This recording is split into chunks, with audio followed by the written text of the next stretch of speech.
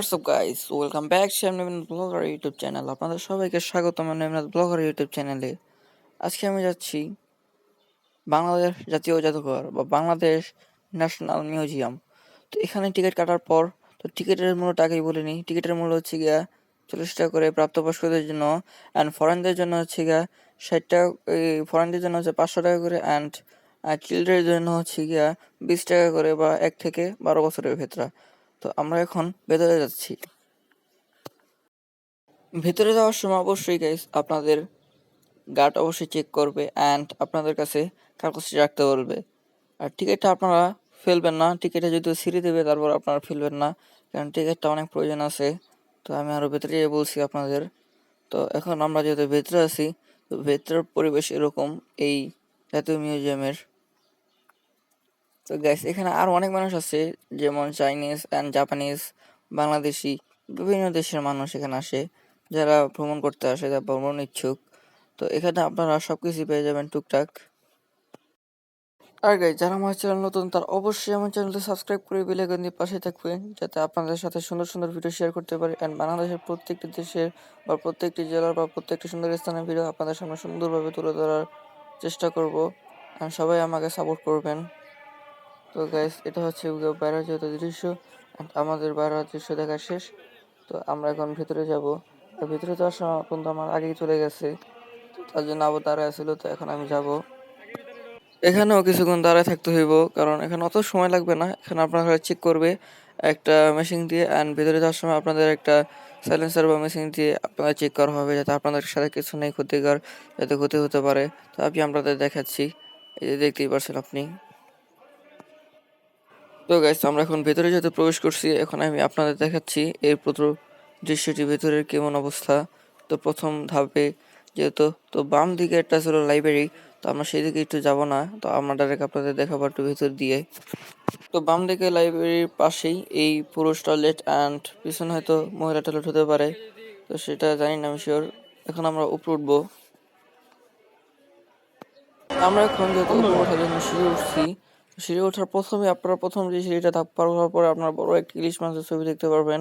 এটা দেখতে হুবহু বাস্তবের মতো লাগবে আপনাদের কাছে।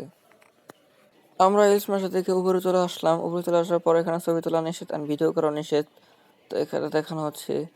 আর হচ্ছে কি, এখানে আমরা যেহেতু স্টুডেন্ট, তো আমাদের কাছ থেকে কাট নিচ্ছে, কিন্তু এই যে বড় ভাইরা তাদের কাছ থেকে কাট নেয় নাই।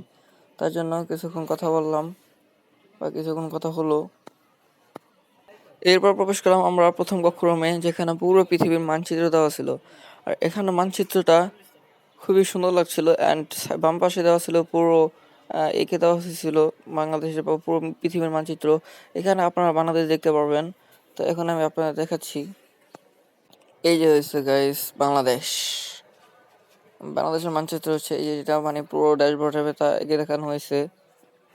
আর হচ্ছে গিয়া এখানে আপনারা বাম পাশে পুরো বাংলাদেশের বা পুরো পৃথিবীর মানচিত্র যদি দেখতে পারবেন, তো সেখানে দেখতে পারবেন অবশ্যই পৃথিবীর কতটুকু বা বাংলাদেশ কতটুকু। Bangladesh in the world map, এটা হচ্ছে বাংলাদেশ ম্যাপ। মানচিত্রটা দেখ, ইন্ডিয়াটা দেখ, ইন্ডিয়াতে কলকাতার এরিয়া দেখ, বাংলাদেশ কত ছোট। গাইস এখন আমি প্রবেশ করছি দ্বিতীয় কক্ষরুমে। তো সেখানে যাওয়ার পর দেখতে পেলাম 3D পেন্টার।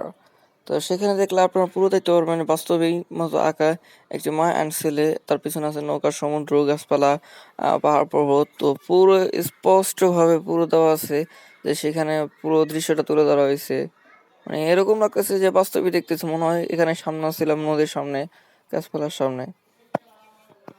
গাইস এখানে যদি আপনারা যান, তাহলে আপনারা শুধু একটাই না, আরও বিভিন্ন ধরনের ভাস্কর্য দেখতে পারবেন, বা কি বলে পেন্টিং দেখতে পারবেন। তো আমরা এটা দেখার পর বামের দিকে যাব। বামে আরও অনেক পেন্টিং ছিল। তো এখানে যাওয়ার পর দেখতে পেলাম O M G, just looking like wow.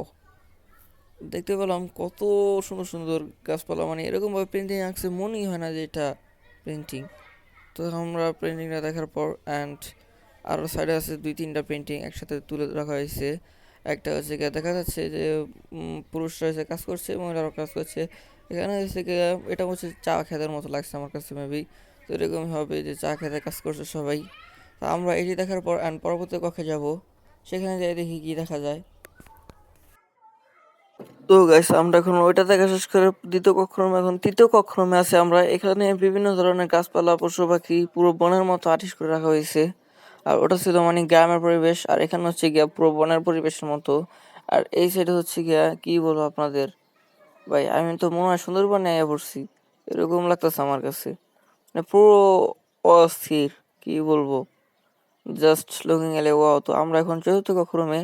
তো এটা হচ্ছে কি করা হচ্ছে গিয়ে ধাপ অ্যান্ড হচ্ছে গিয়ে প্রথম থেকে এখন শুরু করতে পারেন আপনারা।